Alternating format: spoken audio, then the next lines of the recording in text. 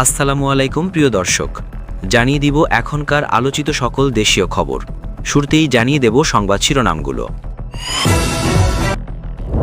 IRI এর জরিপে প্রধান উপদেষ্টা ডক্টর মোহাম্মদ ইউনূস এবং অন্তর্বর্তী সরকারের কার্যক্রমে জনগণের অভূতপূর্ব সন্তুষ্টি।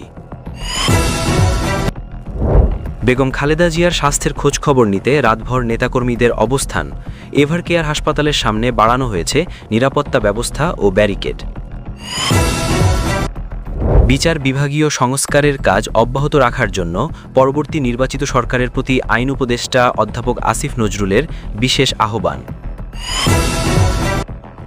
৩০০ আসনে এককভাবে নির্বাচনের চূড়ান্ত প্রস্তুতি জাতীয় পার্টির। রংপুর সহ সারা দেশে নতুন চমক নিয়ে প্রার্থী দেবে দলটি। ব্রিটিশ পার্লামেন্টের সদস্য টিউলিপ সিদ্দিকীকে বাংলাদেশের আদালতে ২ বছরের সাজা। ঝুঁকিতে কি তার রাজনৈতিক ভবিষ্যৎ? প্রিয় দর্শক, এতক্ষণ দেখছিলেন সংবাদ শিরোনামগুলো। এখন জানাবো বিস্তারিত খবর। আইআরআই এর জরিপে প্রধান উপদেষ্টা ডক্টর মোহাম্মদ ইউনূস এবং অন্তর্বর্তী সরকারের কার্যক্রমে জনগণের অভূতপূর্ব সন্তুষ্টি। যুক্তরাষ্ট্রভিত্তিক বেসরকারি সংস্থা ইন্টারন্যাশনাল রিপাবলিকান ইনস্টিটিউটের সেন্টার ফর রাইটসের পরিচালিত এক জরিপে উঠে এসেছে বাংলাদেশের অন্তর্বর্তী সরকার ও প্রধান উপদেষ্টা ডক্টর মোহাম্মদ ইউনূসের কার্যক্রমে জনগণের ব্যাপক সন্তুষ্টি। জরিপের ফলাফল অনুযায়ী ৬৯% মানুষ প্রধান উপদেষ্টার কার্যক্রমে সন্তোষ প্রকাশ করেছেন, আর অন্তর্বর্তী সরকারের কাজে সন্তুষ্ট ৭০% নাগরিক। এই জরিপটি আইআরআই এর ওয়েবসাইটে একটি প্রতিবেদন আকারে প্রকাশিত হয়েছে। প্রতিবেদনে আরও বলা হয়েছে, দেশের মানুষ আসন্ন জাতীয় নির্বাচন নিয়ে অত্যন্ত আগ্রহী। ৬৬% নাগরিক জানিয়েছেন তারা এই নির্বাচনে ভোট দেওয়ার বিষয়ে যথেষ্ট আগ্রহী এবং ৮৮% মানুষ মনে করছেন এবারের নির্বাচন সুষ্ঠু ও নিরপেক্ষ হবে।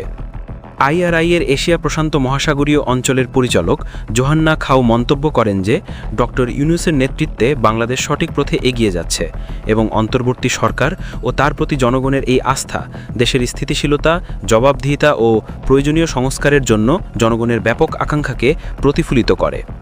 এই জনসমর্থন নিঃসন্দেহে বর্তমান সরকারের সংস্কারমূলক কার্যক্রমের প্রতি জনগণের ইতিবাচক মনোভাবকেই তুলে ধরে। বেগম খালেদা জিয়ার স্বাস্থ্যের খোঁজখবর নিতে রাতভর নেতাকর্মীদের অবস্থান। এভারকেয়ার হাসপাতালের সামনে বাড়ানো হয়েছে নিরাপত্তা ব্যবস্থা ও ব্যারিকেড। রাজধানীর এভারকেয়ার হাসপাতালের সামনে নিরাপত্তা ব্যবস্থা উল্লেখযোগ্যভাবে জোরদার করা হয়েছে। হাসপাতালের প্রবেশমুখ ও আশেপাশের এলাকায় আইনশৃঙ্খলা রক্ষাকারী বাহিনীর সদস্য সংখ্যা বাড়ানো হয়েছে এবং নতুন করে ব্যারিকেড স্থাপন করা হয়েছে। এর কারণ হিসেবে জানা যায়, সাবেক প্রধানমন্ত্রী ও বিএনপি চেয়ারপারসন বেগম খালেদা জিয়ার স্বাস্থ্যের খোঁজখবর নিতে সোমবার রাতভর হাসপাতালের সামনে দলীয় নেতাকর্মীদের অবস্থান করতে দেখা গেছে। বিএনপির মহাসচিব মির্জা ফখরুল ইসলাম আলমগীর গভীর রাতে তাকে দেখতে হাসপাতালে ছুটে যান। এ সময় বিএনপি চেয়ারপারসনের ব্যক্তিগত চিকিৎসক ও দলের স্থায়ী কমিটির সদস্য অধ্যাপক ডক্টর এজেডএম জাহির হোসেনের সঙ্গে মির্জা ফখরুল ইসলাম আলমগীর হাসপাতালে প্রবেশ করেন। এছাড়াও রাত ৩টের কিছু পরে ব্যারিস্টার মাহবুব উদ্দিন খোকন হাসপাতালে যান খালেদা জিয়াকে দেখতে। হাসপাতাল থেকে ফিরে তিনি জানান, বেগম খালেদা জিয়ার শারীরিক অবস্থা নিয়ে যা শোনা যাচ্ছে, বাস্তব পরিস্থিতি তার চেয়ে ভালো বলেই মনে হচ্ছে। তবে পুরো বিষয়ে বিস্তারিত ব্রিফিং ডক্টর জাহিদি দেবেন। হাসপাতালে নেতাকর্মীদের রাতভর অবস্থান এবং শীর্ষ নেতাদের ঘন ঘন যাতায়াতের কারণে সৃষ্ট যে কোনো পরিস্থিতি মোকাবেলায় আগে থেকেই সতর্কতা অবলম্বন করছে প্রশাসন। বিচার বিভাগীয় সংস্কারের কাজ অব্যাহত রাখার জন্য পরবর্তী নির্বাচিত সরকারের প্রতি আইন উপদেষ্টা অধ্যাপক আসিফ নজরুলের বিশেষ আহ্বান। অন্তর্বর্তী সরকারের আইন উপদেষ্টা অধ্যাপক আসিফ নজরুল পরবর্তী নির্বাচিত সরকারের প্রতি বিশেষ আহ্বান জানিয়েছেন।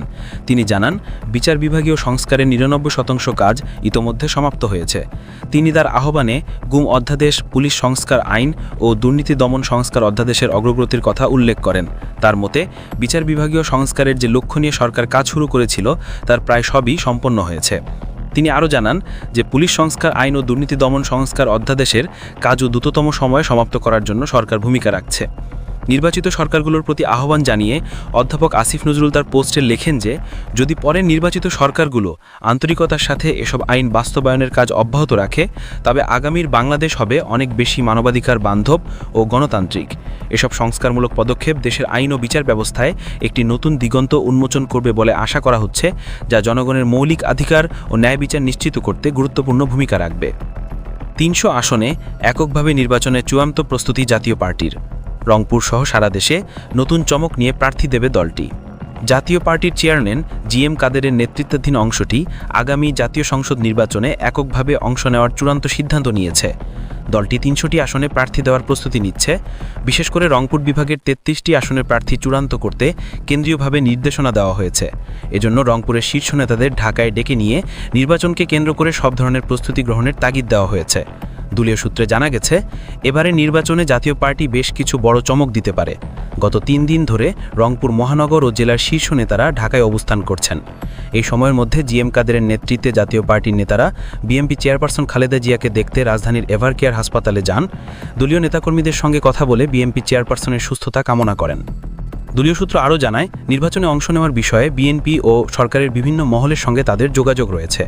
জিএম কাদেরের নেতৃত্বাধীন জাতীয় পার্টি ৩০০টি আসনে প্রার্থী দেওয়ার লক্ষ্যে কাজ করছে এবং রংপুর বিভাগের ৩৩টি আসনে গ্রহণযোগ্য ও জনপ্রিয় প্রার্থীদের তালিকা চূড়ান্ত করতে বলা হয়েছে।